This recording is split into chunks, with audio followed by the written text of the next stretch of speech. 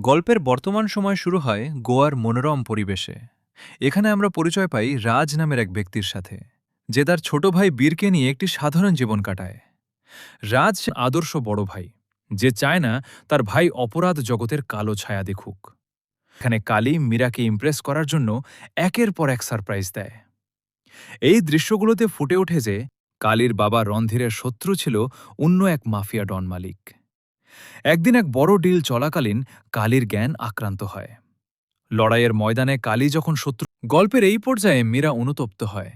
সে বুঝতে পারে যে সে কালীকে ব্যবহার করলেও কালীর ভালোবাসা ছিল নিখাদ। তারা দুজনে ঠিক করে যে তাদের বাবাদের শত্রুতা তারা মেটাবে এবং এক হবে।